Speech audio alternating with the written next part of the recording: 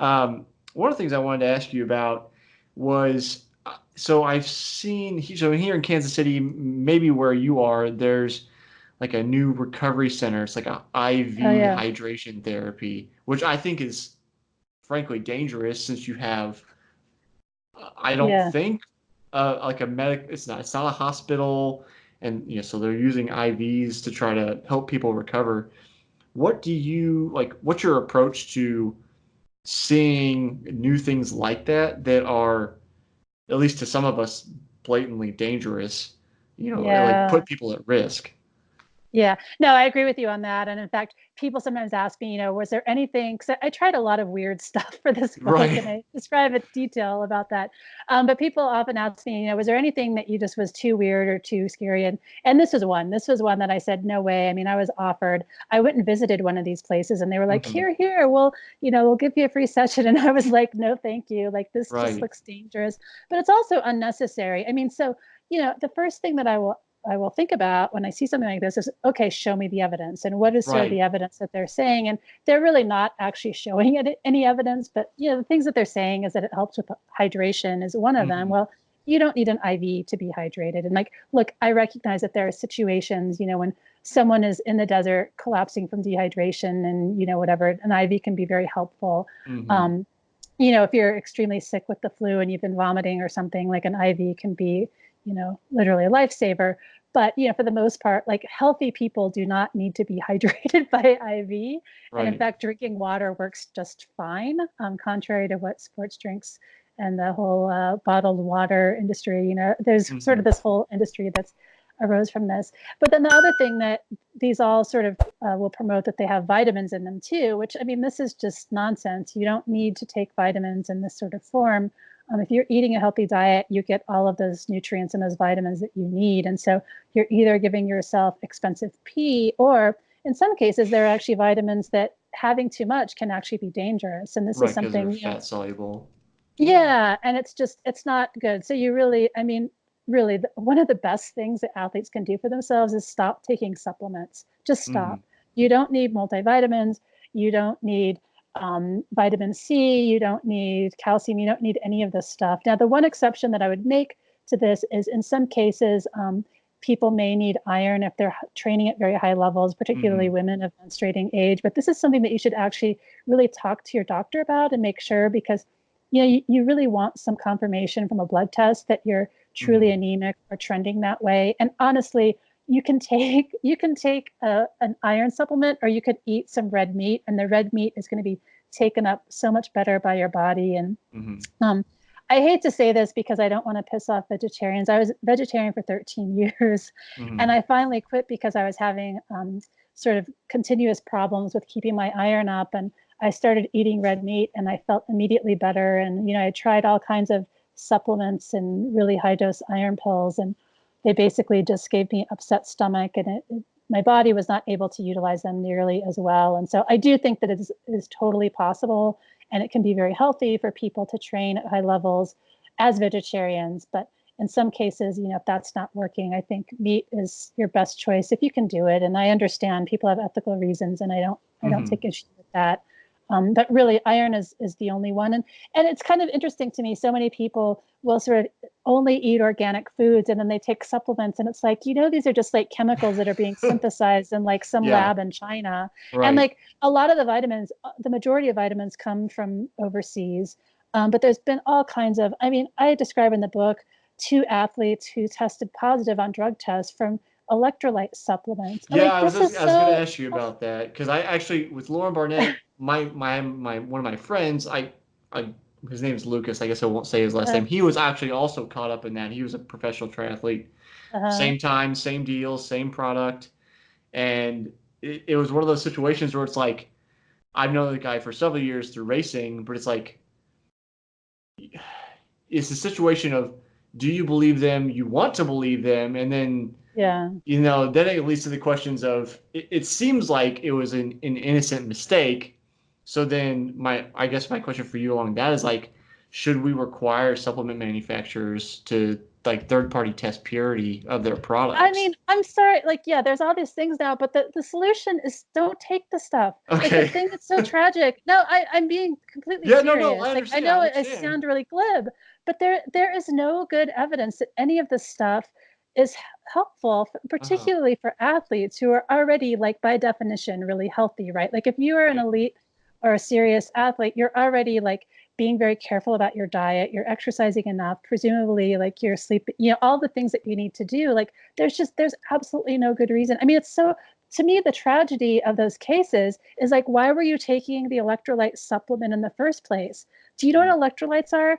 They're salt. You get that from your food. Like, and in fact, it may be, on the one hand, we have doctors telling us like reduce the sodium in our diets. Like salt is not something you need to take in a supplement. The industry has been really great at convincing people that they need to put, salts in their water and all this, but this is just nonsense. I mean, you can eat regular food, you will get enough salt. You get these things in the Mm-hmm. food that you eat.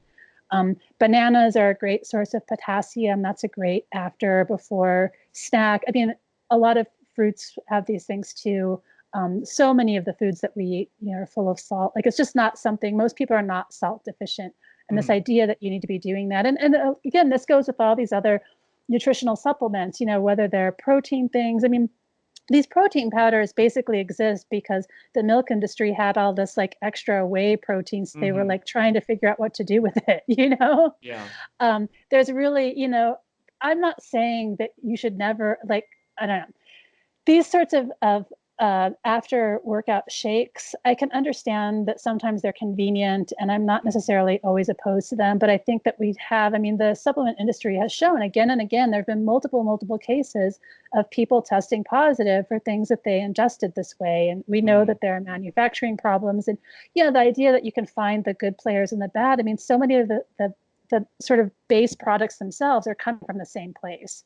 So I Mm-hmm. think it's really hard. And yeah, there are programs and there are companies now that have like quality seals and all this. But at the end of the day, I mean, I interviewed a lawyer who's basically made a career out of defending athletes who've Mm-hmm. ingested stuff this way. Like they're not doing, no one's offering money back guarantees if you get this stuff. And there's just not convincing evidence that any of it is helpful to people.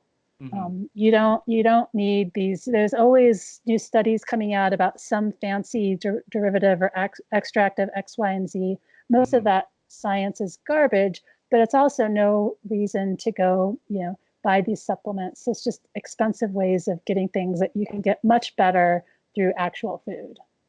So here's one thing. For whatever reason, I thought you had addressed it in the book, and then when I went back through, I didn't see it, so I may have missed it.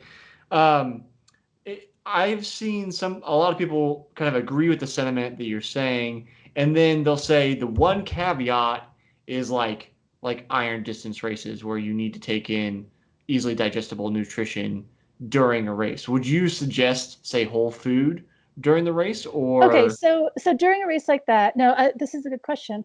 I'm not at all opposed to using gels and things like this during a Mhm. race like that. I mean, those products basically arose because they filled this need of like you need dense Right, calories that are easy to digest, and I think that that's fine. And I wouldn't, I think that you need to be careful. And again, it's hard. It's hard to know what's in this stuff. Like right, right. personally, if I was going to use something like that, I prefer something that has like a very short ingredients list that are, Mhm. things that I recognize and that doesn't sound like chemistry, chemistry set, which is not to say, I mean, everything is chemicals. I don't want to, Right. I don't want to portray this idea that like chemicals are somehow inherently bad. But what you don't want is to be taking stuff that is supplemented with a Mhm. bunch of vitamins that you don't know where they're coming from.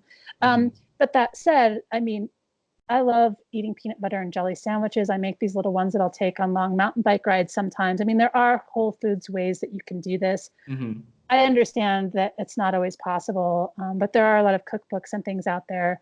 There are a few cookbooks out there. I know Shalane Flanagan has a good one that has some recipes there for like, some nice little energy food and things like that. So it is possible to do stuff. You don't need those products, but I wouldn't say that, you should absolutely never take a gel or something like that. Although you need to be careful. And in fact, I had heard a story. I didn't include it in the book because I think was having trouble. I wanted this sort of thing, you want to really triple verify it, but that there Hmm. had been some kind of gel or something that had been given out in a triathlon somewhere where someone had tested positive and felt like it was from that or something. But yeah, Mm. this gets into the whole thing too of like Well, who there's you hearsay here, and yeah, and it's yeah. very convenient. And I think, at this point, I think any athlete who's taking supplements is sort of, it sort of makes me wonder if you're also doping because it's a very good excuse and there really isn't a good convincing argument for taking the stuff in the first place. Hmm. I do think this is a little bit of a different rabbit hole, but thinking about supplements and doping, I've taken supplements in the past, though I don't often. I have like a recovery drink because again, it is convenient. But other than that, I don't. Despite my father's, harping on multivitamins, I don't take any. Um, I do think about the mentality though of okay, for the sake of argument, let's say that there is some efficacy in supplements. Where is the mental line between taking supplements and doping? You know what I Yeah, mean? that's a great question. And Like where's the difference? I think it's the same impulse though. It's this idea that there's like some little edge and you don't want to leave any rock unturned, right? Like that there's this idea that if there's some little advantage that I could get. And I mean, I guess I would just say like get your advantage. It's much easier to get a big advantage by like prioritizing sleep, doing Mhm. all these things. I mean, it cracks me up these athletes who will be sleeping 6 hours a night and then they think they're going to get a boost from supplements. It's like you'll Mhm. get 100 times more benefit out of sleeping some more and really taking care of yourself. And I think that, that kind of self-care that really improves performance doesn't come in a pill. Mhm. Um, we're getting close to the end. I'll have a We couple more questions are, for you and yeah. let you go. Um, are there any recovery methods you tried for the book that you enjoyed and didn't really have any evidence that you're still using? Yeah. Floating is one that I Okay. absolutely loved. And it's something, I mean, the place that I went to, I've gone to a bunch of places now, and there's one near my house that I go to still occasionally. Um, they make all these claims about boosting neurotransmitters and blah, blah, blah. And some of that there may be a tiny bit of truth, but basically it's just forced meditation, which is Hmm. something, you were sort of describing earlier, the monkey brain, which I also have, where you always are sort of thinking Yeah. about this, that, and the other. And I sort of felt floating. So you're basically floating in a small tank of salty water. You're very buoyant. They used to call these sensory deprivation tanks. They've been Right. rebranded because floating sounds a lot more pleasant, Gotta work right? on that marketing. Yeah, anyway, but I expected to hate this. In fact, I kind of put off doing it and I really enjoyed it. And it comes back to this same thing that we were talking about earlier, which is it just really helped me relax. It was a way of forcing myself to take an hour to relax and to do nothing and to, not have any external stimulus. And I found that really important. And it's something that sort of transmits over to the rest of my life. And I'm still not, I did try a bunch of meditation while I was writing the book as well, and I found it Mhm. very helpful. It's something that I found hard to turn into a habit because it's not the kind of person that I am. Yeah. But I have found that I sort of bring that mentality. I have um, made a priority in my life to make sure that every single day I have some time that is unscheduled, that is, I'm not expecting myself to be productive. I'm allowing my mind to wander. Hmm. Um, I go out for a run and I'm not looking at my watch. I'm not listening Hmm. to music, just sort of being in the world, I think is a really good way to do that. So I think every person will find their own way, but I think it's really important to develop some kind of relaxation ritual that you do that's sort of your time to refresh. Last question. This is a question I'm Yeah. asking everybody this year and is particularly prescient for you. I Okay. ask everybody if you can only choose one food for recovery for the rest of your life, what do you choose? Oh, that's a great question. Huh. Wow, that's really tough. I mean, I love banana with peanut butter after I do something, but that's two foods, I guess. I mean, maybe if you can No, it's consider okay. it. Yeah. That's okay. I've gotten I love, everything. I've gotten everything yeah, from yeah, chocolate milk to pizza. Like it's yeah. anything. Yeah. I think PB&Js are great, and the NBA stars all really like that too. But they're super easy. They're cheap. It's simple. There's a lot of you could have a different sandwich every day and still stick to PB&J. It's Yeah. got all the stuff Yeah. you. Yeah. Solid answer. Yeah. Christy, if people want to get the book, where can they get that, and where can they find you if they want to see Yeah, what you're so up here to? is the book. Yeah. So good www.goodtogobook.com Mhm. has links to buying it on sort of the online places, but also local booksellers, all of the different things. It's also available, of course, all the usual places online. The very best place to get it, of course, is your local independent bookseller. Those are places that keep us writers in business. Yep. Thanks for coming on today, Christy. Oh, thanks for having me. It's been a pleasure. Take care. Bye.